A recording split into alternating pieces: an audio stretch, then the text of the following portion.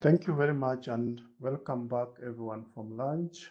Good morning, good afternoon, good evening, wherever you are. We want to start our afternoon session here and this session 6 is going to specifically address barriers to other regions and development context. So in the morning, we had a lot in terms of what is happening in sub-Saharan African region. And so for this particular session, we are going to cover addressing some of the barriers in other contexts and looking at some of the humanitarian development nexus. So for this particular session, I'm honored to co-facilitate with my co-facilitator, who will be Camilla Jones. And we do have a total of 3 presentations. Now, we encourage everyone to share any questions that they may be having on the chat box throughout each of the presentation, so that we can have time at the end of the presentation to respond to some of the questions. Now, each presentation will take 15 minutes, and then at the end we'll have 15 minutes for Q&A session. So next slide.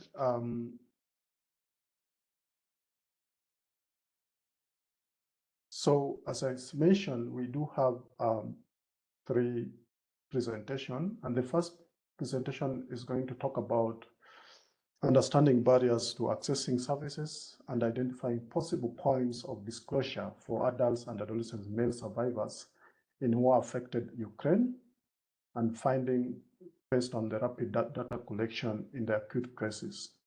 To take us through this presentation will be Katherine Gambir from Women Refugee Commission, representing the Interagency Working Group Task Team on Male Survivors in Crisis. She will be supported by Iho Vince, Information Management Officer at IMAP Ukraine. The second presentation will be on sexual violence against boys in Nepal. And to take us through this will be Krishna Thapa, who is Executive Director of Voice of Children. Last but not least, we'll hear presentation on enhancing survivor-centered healthcare for boys victims / survivors of conflict-related sexual violence. And this will be majorly learning from Colombia. And Patricia Ollé Tejero, a Senior UN Program and Prevention Advisor, All Survivors Project, will take us through this presentation. Now, without much ado, I would like to start us off by inviting Katherine to take us through the first presentation. Over to you, Katherine, if you can hear us. Thank you. Thank you so much, George. Hello, everyone. My name is Katherine Gambir. My pronouns are she, her, and I'm also joined by my colleague Ihor. And we will be sharing findings on behalf of the Ukraine GBV AOR working group on addressing the needs of male survivors. This analysis was led by our colleague Aditi Bhanja, and I will go ahead and pass it over to Ihor. Next slide, please. Good afternoon, colleagues. My name is Ihor. I am IMO, supporting GBV in Ukraine. So now I would like to present our assessment that was conducted recently to address the needs of... sorry. Somebody didn't mute the mic, right? That was conducted to assess the needs of male survivors of the sexual violence in Ukraine. So as you can see, the conflict in Ukraine is ongoing starting from 2014, and in 2022, actually in February, it turned on into the full-scale invasion of Russian Federation into Ukraine, which led to 6 million of Ukrainian refugees globally, and over 5 million IDPs that relocated in Ukraine, specifically from eastern and southern regions of Ukraine into the west of Ukraine, closer to the western border with Europe. As early as March 2022, Ukrainian civilians reported incidents of sexual violence by Russian soldiers, both men and women. I would like to tell more about this. Basically, these incidents were reported even before, starting from 2014, but they were not so massive as in 2022. There were many reports in 2014, 15, 16 about Ukrainian prisoners of war being tortured and imposed to sexual violence while they were captured by Russians. But after 2022, everything discovered, and you may have heard about Bhanja and other cities that were like very loud, and after the occupation where there were hundreds of bodies lying on the streets and tortures and blah blah blah. But yeah, but and that's why it showed like the huge spike in not only sexual violence related to women and girls, but also that was related to men and specifically to adolescent boys. Working group objective was to strengthen the Ukraine's GBV AOR and its operational partners' capacity to better support men and boys in all their diversity that experience sexual violence in war-affected Ukraine, with the overall aim to ensure existing GBVE humanitarian programs and services are increasingly gender inclusive for all survivors. This is to stress that before 2022, when we were talking about gender-based violence, everything that was in our head was only related to women and girls. But after 2022, we understood that a man could be also imposed to sexual violence, and this number is growing. That's why this assessment was conclusion of these news, of these reports, and of these situations. We can now move to the next slide. So there were two aims that we wanted to reach. The first one was to understand the barriers male survivors in Ukraine face in accessing GBV services. And the second one was to identify potential points of disclosure outside of GBV services. As for tools, we were using online questionnaire that was disseminated to service providers in Ukraine across a variety of organizations and sectors. I would like to mention that this was disseminated amongst all the subscribers of GBV AOR in Ukraine that include both international NGOs, national NGOs, governmental actors, that we have a lot basically as subscribers, UN organizations, and private entities. So this survey was conducted starting from 16th of June until 7th of July. The questionnaire was developed by the Male Survivors Working Group and shared to relevant subclusters AORs for review and feedback. It was combined of 28 questions, and it was necessary 30 minutes to complete this survey. So this was not too long, but required some time. So basically we received 159 inputs. We can proceed to the next slide. And 147 were positive, which means that 147 people agreed to pass this questionnaire and provide their answers. There were, which conclude 92% of complete submissions. Out of 100% of complete submissions, we had 71% of those of representatives of those organizations that were providing GBV services in Ukraine. And 29%, these were organizations that were providing social services. I can't but say that amongst those that were providing social services, they were also providing GBV services in Ukraine. If you see this graph, pie chart graph, social services are mainly composed of governmental bodies, governmental actors that responded to this questionnaire, as there were 24% out of all that were representing governmental bodies. So this is relatively high example and good involvement of governmental actors into GBV AOR operations in Ukraine. Most common role for respondents was psychologist, which was 15%.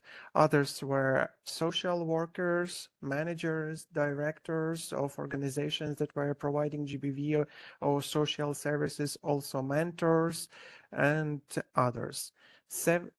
Yes.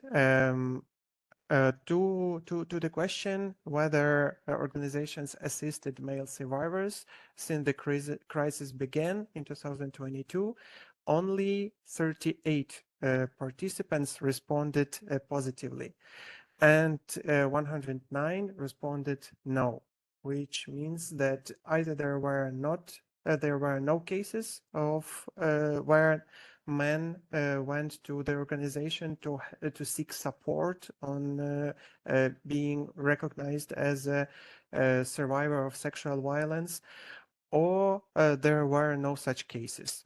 On the map, you can see like a star in the green round, you can see in a green circle, you can see organizations that confirmed that they were working with male survivors of social violence. While these crosses in the circle, red ones, these were organizations that didn't work with any male survivor throughout all this time. We can move to the next slide. So yes, as you can see, so where does the rape of sexual violence occur? So we were comparing like the total number of respondents and the responses of those who responded positively to, like who were working with male survivors. So 38 organizations.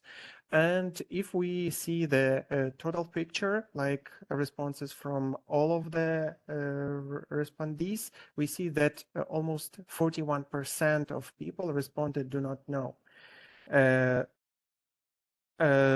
Do not know. And then at home, 39%, in captivity by military, 22%. Respondents who assisted male survivors said that almost 74% of sexual violence cases were at home, in confinement as prisoners of war or detainees, 42%, and in captivity by military, 39%. When interacting with military as civilians, 34%. So you see that everything that was related to military is reaching almost 40%, almost half of the cases. We can move. I will be talking fast because we are limited in time. Sorry for that. If you have any questions, please go ahead and ask later. So now what is related to adolescent girls, boys, sorry, where they go to seek help in case of being a survivor of sexual violence. So the total sample was 37% said that they do not know. Online services, family members, online services 20%, and family members 12%. By respondents who assisted to male survivors, we see that almost the first scoring example is online services, 34%, peer groups 16%, and help hotlines. So either online services because people didn't want to provide their identity and they want to be they don't want to indicate themselves as a being survivor. We will see this in the barriers and what are the main barriers on the next slides. Next slide. So do adolescent boys have access to these services? Similar response for women and girls safe spaces and CMR services for adolescent boys was 28 and 27%. That from overall 147 from 147 respondees. Almost 72% responded no or do not know. As you remember, most of our respondees didn't work with male survivors. Thus, they may not know or didn't have the experience of working with them. Next slide. Other psychological, psychosocial support services for adolescent boys. So 45% and 66 respondees responded that psychosocial support services are available for adolescent boys in their community. So basically 66 respondees said that psychosocial support is available in the community, but it doesn't mean that it was specifically dedicated to adolescent boys or men, but adolescent boys could have used these facilities or these mobile teams to seek psychosocial support from these entities. 27% responded that no, 28% didn't know whether these services are available in their community. Most popular or most needed psychosocial support services were mental health referrals, 64%, GBV helplines, state child protection services, and case management services. Next slide. You have 2 minutes. Thank you. Yes, this is the last slide from my side, and then Katherine will conclude. So the main barriers to accessing health and psychosocial services. For health, you see the red one, and for PSS, this is the blue one. For health, fear of being identified as survivors. The 65% fear of being identified or viewed as a homosexual, 55%, and fear of being blamed, 54%, that this is your fault that you have been a survivor of sexual violence.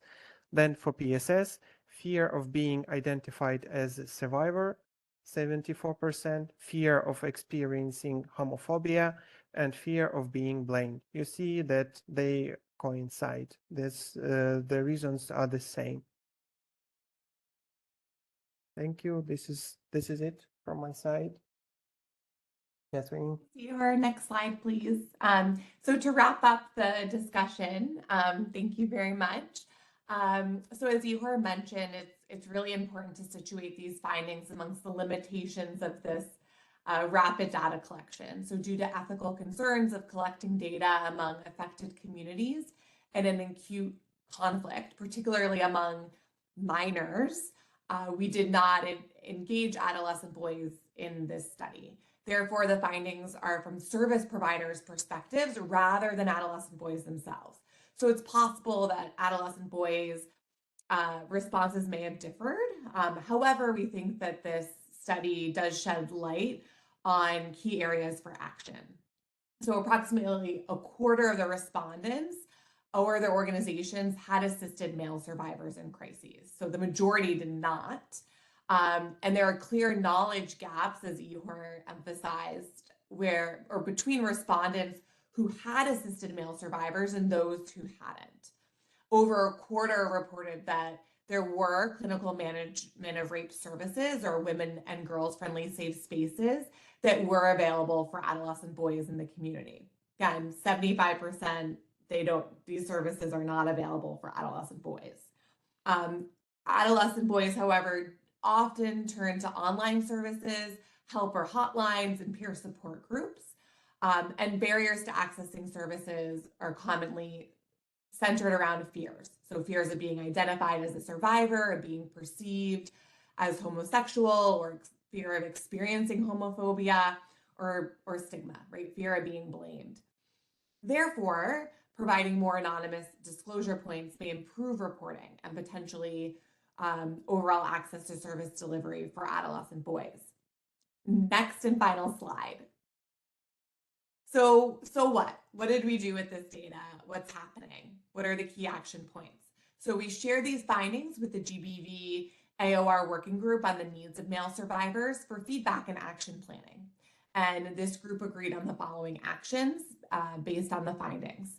So we're planning to develop practitioner field guidance notes for both GBV and non-GBV actors to ensure that male survivors have safe access to support and services that they need without compromising the safety or reducing access to services for women and girls.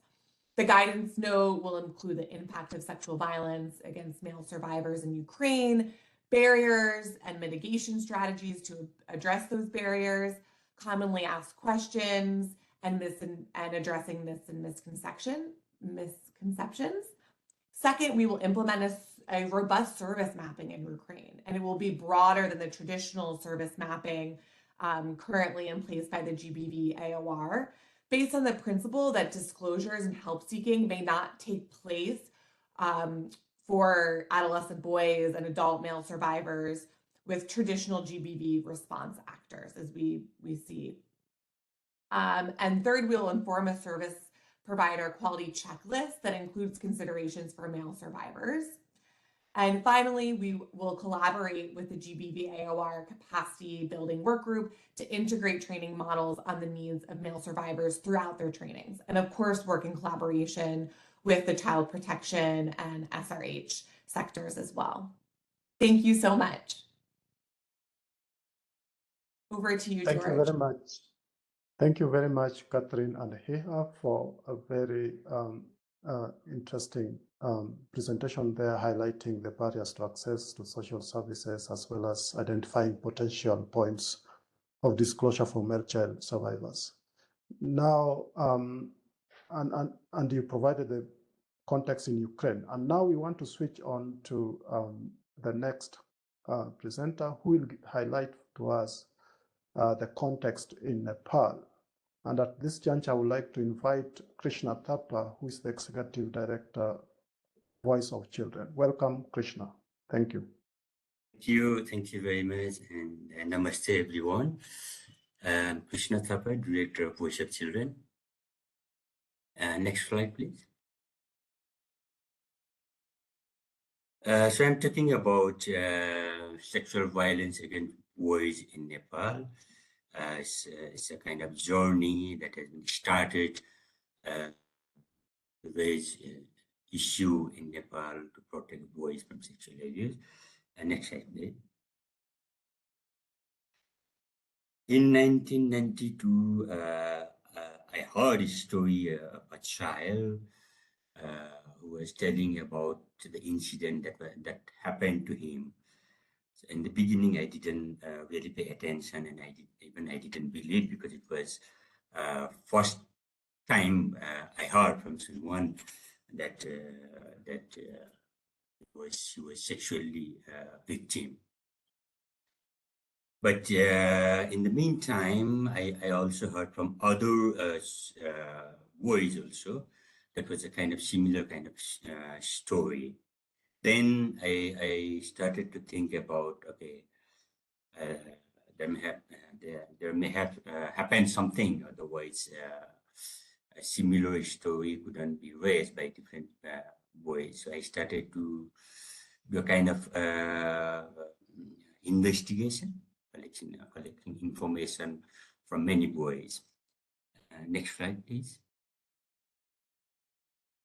So while I met more than 100 children, basically living in the street, and some child who were living in the child care home, and even in the community, children who were living in the family, especially in the slum area in Kathmandu Valley. Then I discovered several cases which was happening for a long time.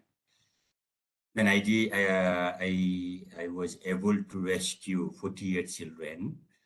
Then from those children, I got a lot of information about about the abuser, who were teacher, social worker, relative from the family member, and some were from the community.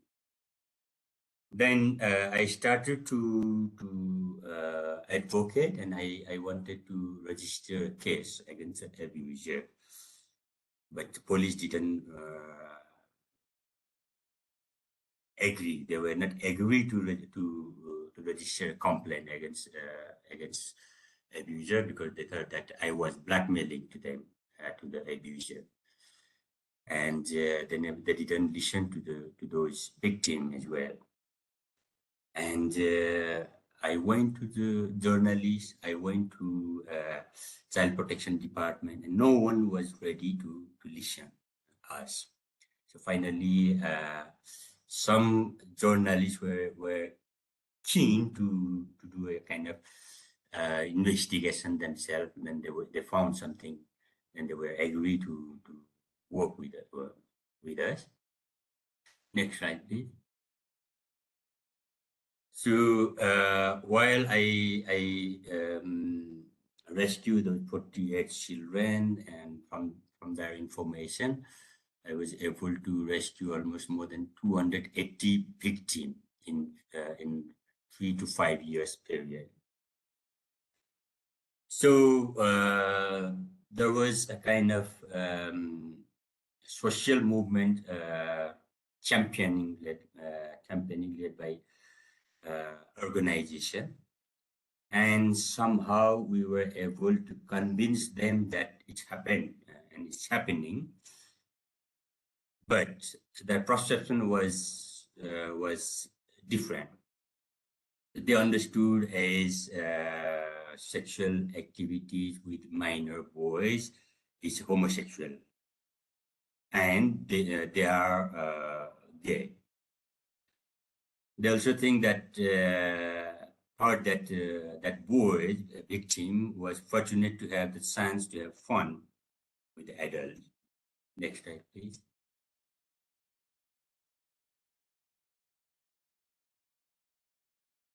I think there was some overlap. Anyway, the other,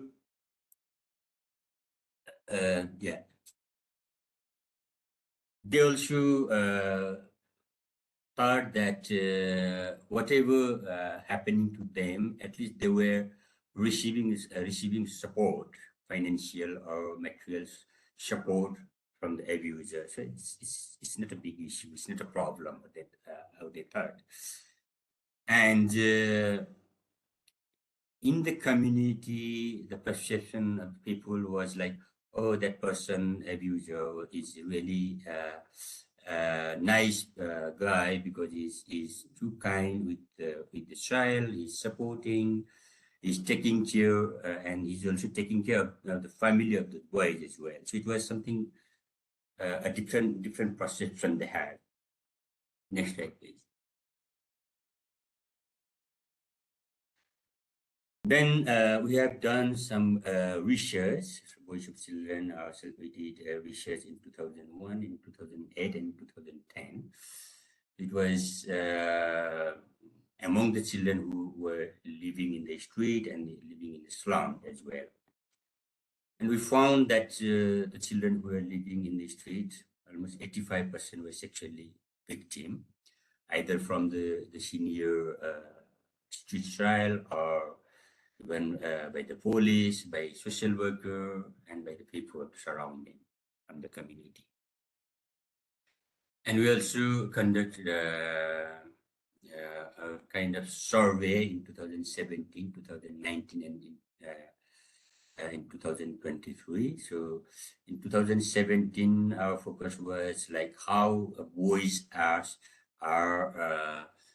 in contact with the abuser. What are the how they are trapped on to the abuser, how they are connected. So we found that most of the incident is happening within the family or in the community. So it means surrounding their home. And a huge number of children were contacted by the abuser through the internet. And we did another survey study in 2019. It was more like focusing on harmful sexual behavior among the boys, and it was more focused like what are the social norms that imposed boys to be victimized by the abuser. It was something like a social norms as a masculinity, as a male child. They are somehow indirectly they are encouraged by the adults, saying that they are boys. If ever they show any sexual behavior, then it's normal. So it's male can do that. And it's also like they never listen to the boys. So somehow they are they're in the situation to be victimized within the family or in the community. And in 2023, we did a survey about how what kind of abuses is happening through the internet. And we found that most of the boys learn about sexuality from their elder brother or a classmate, elder classmate from the community. Because whenever they speak about sexuality, first thing that they learn by the adult, by parents, guardian, or any adults, that's kind of this kind of let's say word even is bad to learn yourself, and it's really bad habit for culturally. So you cannot speak about this. So it means they don't have any access to get knowledge about it. So somehow they are either groomed by the elder youth, youngster, or they are providing a wrong information. So one child, what he said during this survey, that I feel pain, I'm really struggling, but I'm unable to talk about this because I have to take care of my elder sister and younger sister as well as a father. So there is a culturally what's happening within our community, that if one, let's say 15-year girls go outside in the evening, she must be accompanied by either a brother, the elder brother, or even the younger brother. So you see, 12 years boy is taking a guardianship of 15 years sister. So that kind of pressure has been creating by our culture. Next slide, please.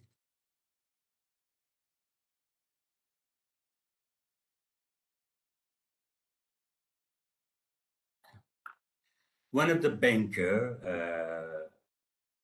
had contacted us, and he said that after listening our radio program, he realized that he was sexually abused by his nephew for a long period.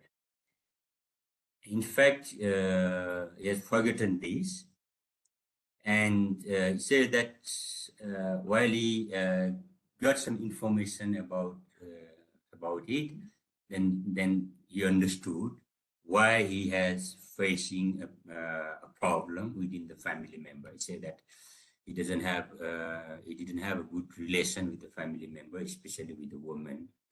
So he was saying that he was not interested to have a sexual relation with his wife. So he was totally lost. Next slide, please.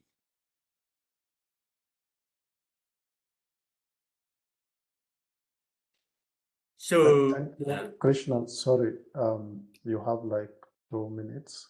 Thank you. Okay, thank you. So the children, they are not allowed to speak about it. Next slide, please.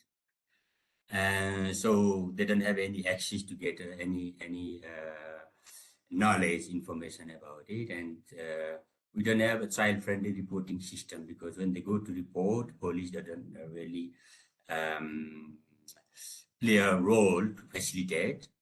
And also, it's boys, they are really pressurized because of these social norms. As a male, doesn't have, shouldn't be weak or something like this.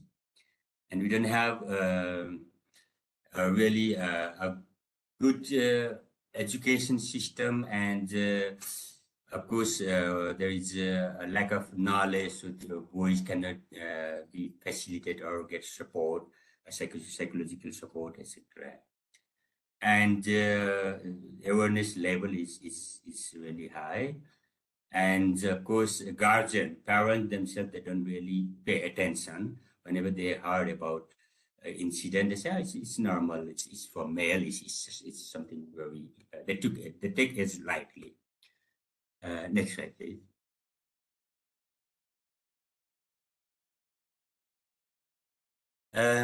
So we have a huge problem is we don't have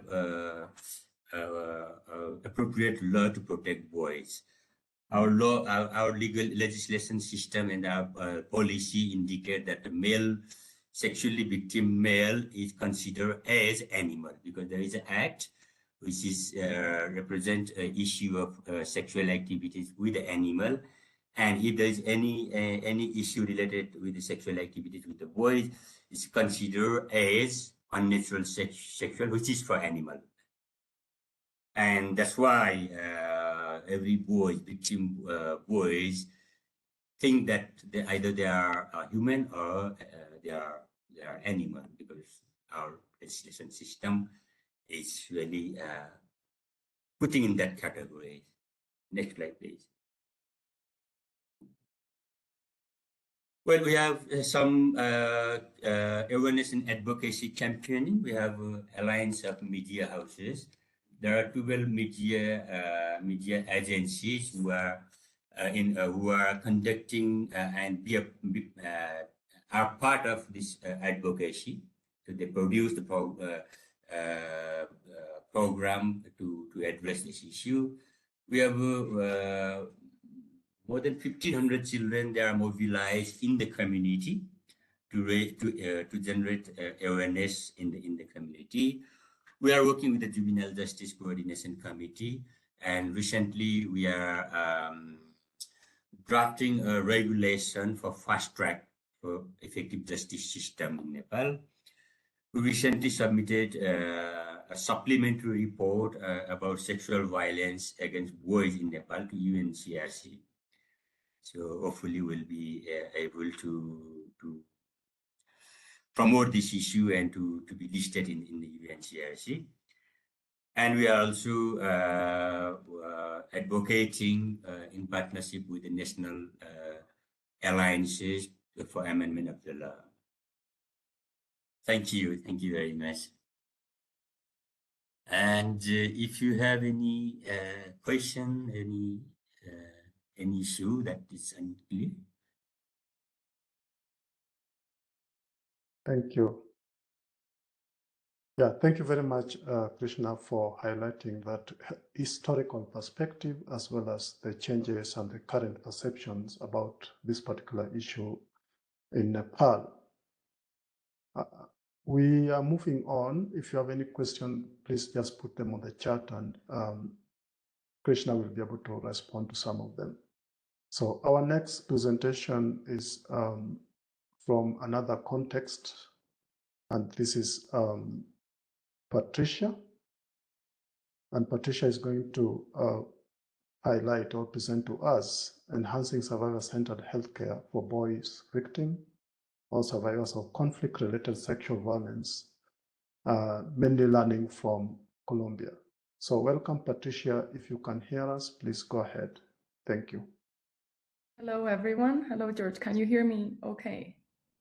Yes. Yes. Thank okay, you. Great. Well, thank you all for having me today. It is also an honor for us to participate in this event and to learn from and contribute to ongoing discussions on this issue. So my name is Patricia Ollé, and I am Senior UN Programs and Prevention Advisor with All Survivors Project, or ASP. Just very briefly about ASP, is an international human rights NGO whose mission is to support global efforts to eradicate CRSV and strengthen national and international responses through research and action on CRSV against men and boys. With this, we seek to complement and reinforce existing work on CRSV against women and girls, recognizing the disproportionate impact of CRSV on them and the way in which gendered inequalities, institutions, and identities drive this form of violence. So our work with men and boys, including those with diverse sexual orientation, gender identity, gender expression, is aimed at enlarging the scope of research, policy, prevention, and response to include those survivors who are not always easily identified or supported within existing responses, as we know.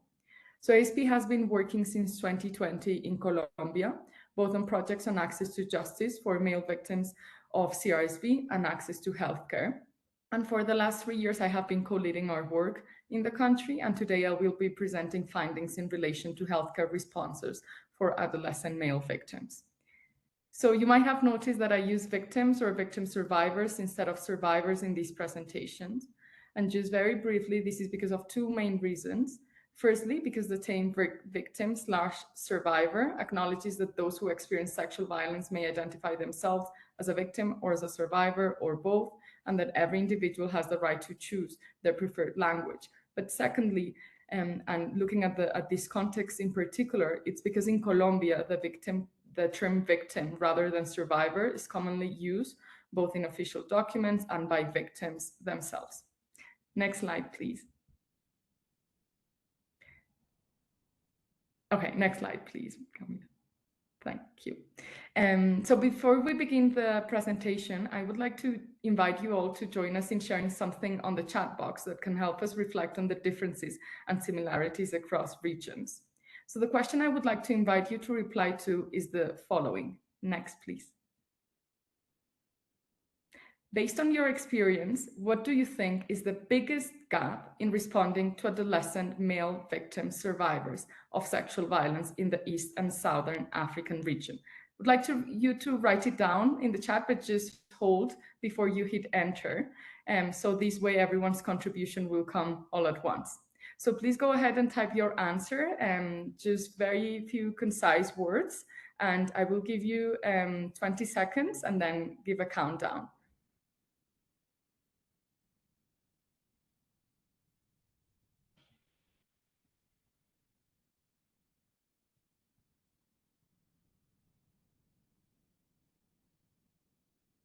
Okay, so 3, 2, 1, please send.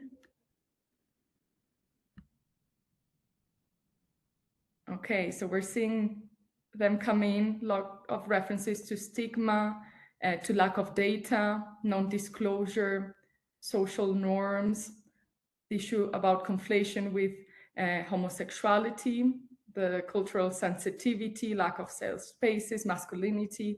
So we see that many of these Although these are issues that you're speaking about in relation to the East and Southern African region, there are many similarities with some of the other regions that my colleagues have mentioned, but also in Colombia. So I think it's helpful to keep this in mind, and thank you all for your responses throughout this presentation and the conversations that we can have, because there are learnings that we can explore also from other contexts, given the similarities. Thank you. So next slide, please.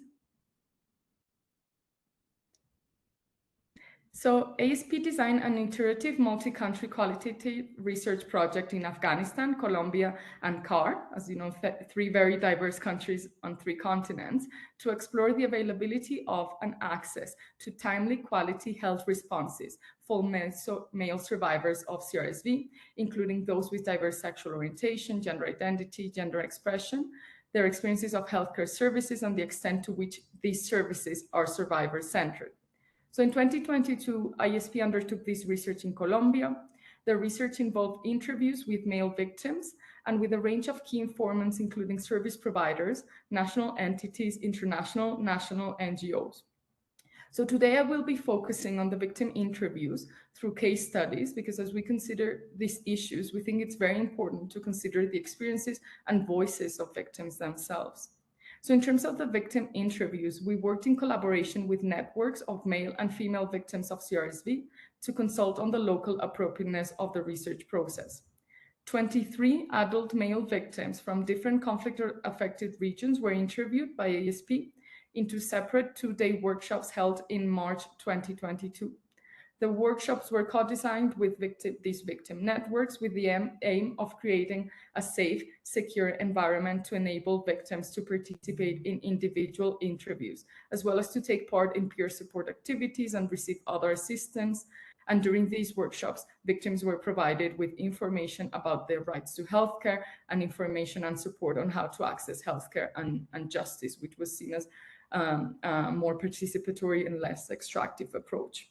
So after having analyzed the data, we invited the victims to participate in a validation workshop last December, during which we presented preliminary findings to them, and the findings were discussed in plenary and small group sessions with the victims.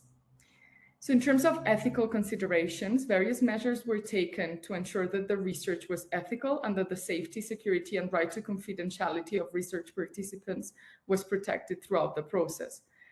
Ethics approvals for the research protocol was obtained nationally from Profamilia. Training for interviewers was conducted, and all participants provided written informed consent before being interviewed. Confidentiality was also ensured by removing identifying data from transcripts, including names of individuals and organizations.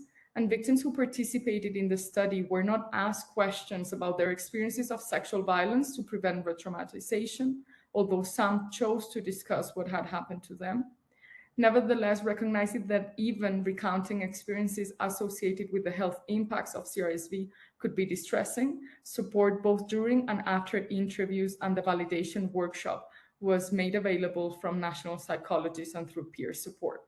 And the report will be published and launched in Colombia next December. Next slide, please. So in terms of the research findings, although boy victims were not interviewed as part of this research for ethical and security reasons, information about the experiences of boys was gathered retrospectively, as at least 15 out of the 23 male victims were below the age of 18 when they were first subjected to sexual violence. The youngest was 5 at the time of the incident, and the oldest was 17. And you can see that out of the 15 boys, 12 were adolescent male victims. 5 of them were subjected to more than one incident of sexual violence during their lives. 7 identify as gay and 5 as heterosexual, 1 as Afro-descendant, 1 had a physical disability prior to his case of sexual violence, and others spoke about disabilities resulting from the incidents of sexual violence, physical, visual, and auditory. All are from rural areas, and only 1 out of the 12 sought medical care within the first 72 hours. So we have used the social ecological model of public health to understand key barriers that hinder disclosure and access to quality survivor-centered healthcare for male victims of CRSV in Colombia. Today, I won't go through all the barriers because of the limited time, but instead I will present 2 of the 12 cases of adolescents, which we have selected as representative and illustrative and of the multiple interconnected barriers at the different levels of the model. Next slide, please. So in case A is of a heterosexual male victim in the Pacific region. This adolescent boy was a victim of sexual violence in the context of the armed conflict in a rural and remote location at 14 years old, over 30 years ago. I will read the quote. He said, "I was threatened, so I kept quiet. I felt anger, I felt hatred, resentment. I felt less than the others. Yes, I felt inferior. I felt afraid of other people. I felt used. It is something that hurts a lot because if that hadn't happened, I would be fine. I would have my wife. I would have my children. I wouldn't be going back and forth. I wouldn't have had to leave, run away. It is something that hurts when you're a child because you have no help, no one to talk to. These are things that mark your life, things that you don't want to go back because when you speak, you remember. And if you speak, you know what will happen to you, so you have to keep silent. I came to speak after I was old, when I was already here in a new location. I came to speak about this because I felt like I had a lump in my throat. I felt bad, and that's when I started to talk. My family didn't know about it. I only told one of them, my sister. I didn't tell anyone else because I felt I was looked down on by people. I felt bad, and I learned to get by on my own. I tried to commit suicide several times." So this is a strong and difficult quote. We think it's important to also understand from their voices in particular and understand the different also barriers that they faced. So this victim was threatened by armed perpetrators and displaced due to the violence. He did not access health services because he was afraid about his security, something we saw in all of the other cases, and because he was embarrassed. In his own words, and he feared, and I quote, "they would make fun of me," and that people would question his sexual orientation. So these are things that you've also mentioned in the chat as gaps in the East and Southern African region in terms of gender norms and issues about masculinity. So as you can see from the quote, he repeatedly highlighted how he had a very low self-esteem, and he described multiple incidents of committing suicide, which we also saw in other cases of adolescent boys, now adults. In addition, accessing healthcare services would have meant that he would have had to travel for many hours, first by boat and then by motorbike or car. So we see also structural barriers in terms of access. And after many years, he did access psychological support. He only had 2 sessions, but he described how much this helped them. He really valued the empathy of the female psychologist and noted how, and I quote, "tears came to her eyes when they spoke." He felt the psychologist understood his pain and helped him address the feelings of resentment and anger. He said he has a preference for female providers because he perceives them as more empathetic. And the victim also described how believing in God helped him to forgive. Next slide, please. So in this other case, the victim is a 27-year-old gay man who suffered CRSV at the age of 11 or 12. He's also from a rural region and remote area.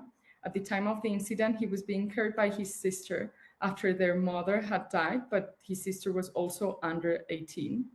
As in the previous case, and like in the majority of other cases, he was displaced due to the violence and he did not have his identity documents in the new location, which posed additional barriers.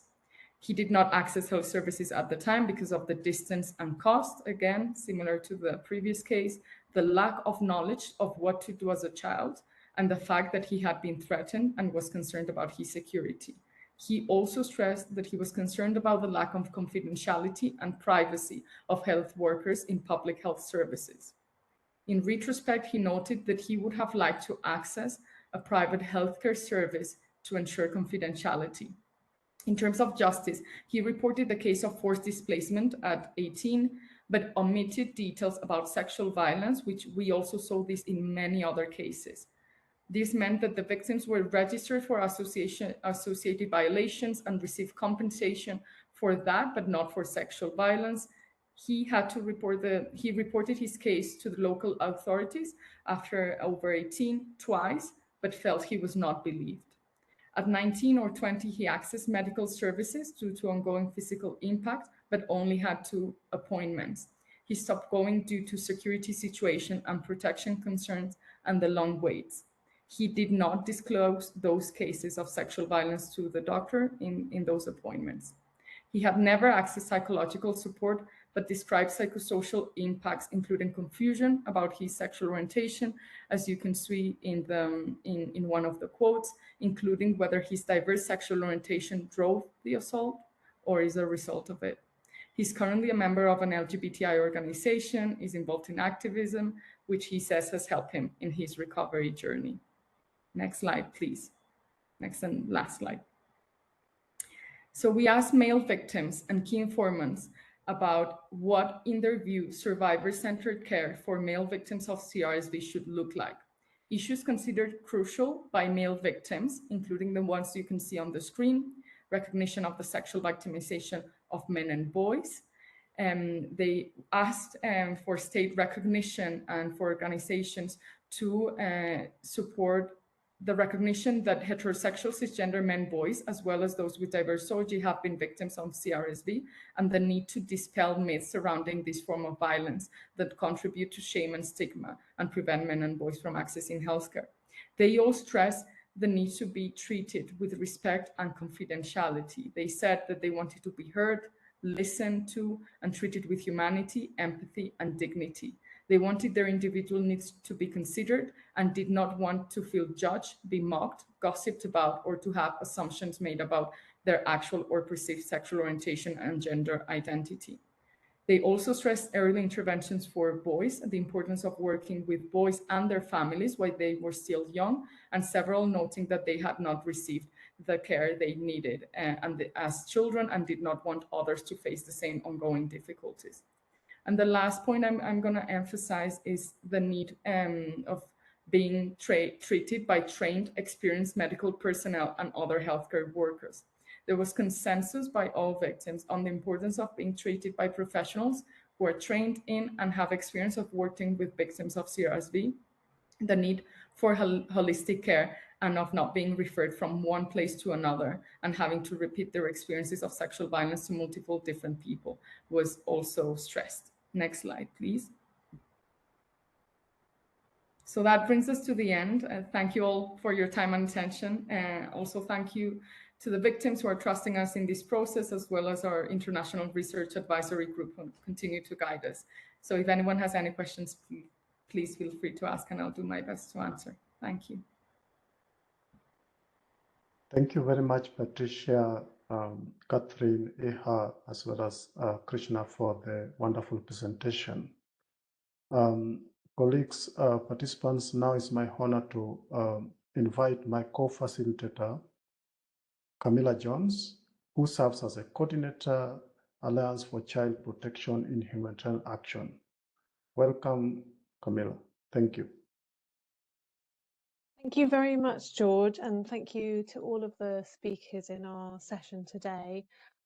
We have a little bit of time left for some Q&A, and I see that quite a lot of questions have already been asked and responded to in the chat box. I think we can still make time for one or two more if anybody wanted to come off mute and ask a bit more of any one of the speakers. I would just reflect that I think it's really exciting to see the counterpoint within these three presentations between a few very recent projects and a project that's been running for 20 plus years, and how, you know, there's lots to learn from both. All of them still working on very live responses to these issues. And so I think we could have a wonderful community of practice across these very different contexts. Also the fact that some are working in very conflict, you know, live conflict settings with conflict related sexual violence, and others on more development, but yet crisis prone contexts. And I think it was really interesting to see how Patricia invited that snapshot of the gaps in the region and reflected on how there's so many similarities from other contexts where boys are affected by sexual violence. So Just now, briefly, were there any final questions to, I think we can just take maybe one question. David's come into the chat. Maybe we should invite him.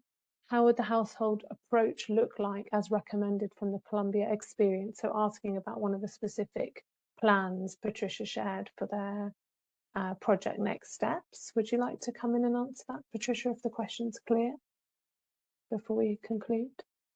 Thank you, Camilla. Is it in general about next steps with the project or something more specific? David, did you want to come off mute on the mic and elaborate your question? Yeah, thank you so much. Thank you so much, Camilla. I'm thinking from an holistic point of view, where you suggested that one of the recommendations is the addressing this issue from an household level, where now we involve the father, the mother, the sisters, and so that we can have an household approach where we address the issues of boys abuse. So my question is, how would that look like? Who do we really need to talk to? Do we need to talk to the mothers, to the fathers, to the sisters? How would that look like? If that makes sense. Thank you, David, for the question. Yes, that's a very important point and something that came up. So they all stress the need to work with their families as well, because also the stigma that they had faced from family members. I think in Colombia, sexual violence against children has become quite naturalized. So there's a need to work with families on denaturalization, sexual violence against girls, boys, and adolescents in general. From what we heard from victims, those who told their from adolescents and children, those who told their family members, in general, they told their mothers.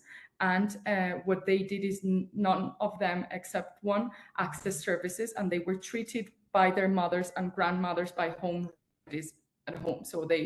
So it's also working with families, the mothers in these cases we saw, to inform them of the services, to have those conversations about recognizing sexual violence, what to do, how to access services, to prevent that being kept silent within the families and the victims not having that access to the services they need. Thank you, Patricia. Yes, and I think it's an important question and an important reflection because, of course, you're conducting this research retrospectively for boys who've experienced this abuse some years ago. And, you know, in a lot of humanitarian crises, we actually have a greater level of services than we do when there's not a humanitarian crisis because of the influx of funds that often come in. So, you know, I've worked in a few post-conflict settings where, you know, really then the protection monitoring and the services do drop off and we see, you know, instances increase. So I think it's a very interesting reflection and what you've shared about the way the mothers responded links potentially both to access to services and also the social norms issues that have come up so many times already today. Okay, well, we're over time. So without further ado, I'm going to say thank you to my co-facilitator, George, as well as to all of our presenters, Patricia, Krishna, Katherine and Ihor for today's session on working in other regions and development context. And I also have the pleasure to introduce our next session. So the next session is going to be on adapting prevention and response to male survivors, including children and adolescents. And the facilitators are two powerhouses from the child protection sector. We have Leisha Beardmore, Senior Advisor for Gender-Based Violence at Save the Children, and also the project technical lead for PRISM, which is a project working with LGBTQI+ children and their families in child protection case management in humanitarian settings. And we also have Susanna Davies, who's a Senior Humanitarian Advisor for interagency child protection at Save the Children, and she's also the co-lead of our child protection minimum standards working group at the Alliance for Child Protection in Humanitarian Action. So over to you, Leisha and Susanna, for the next session.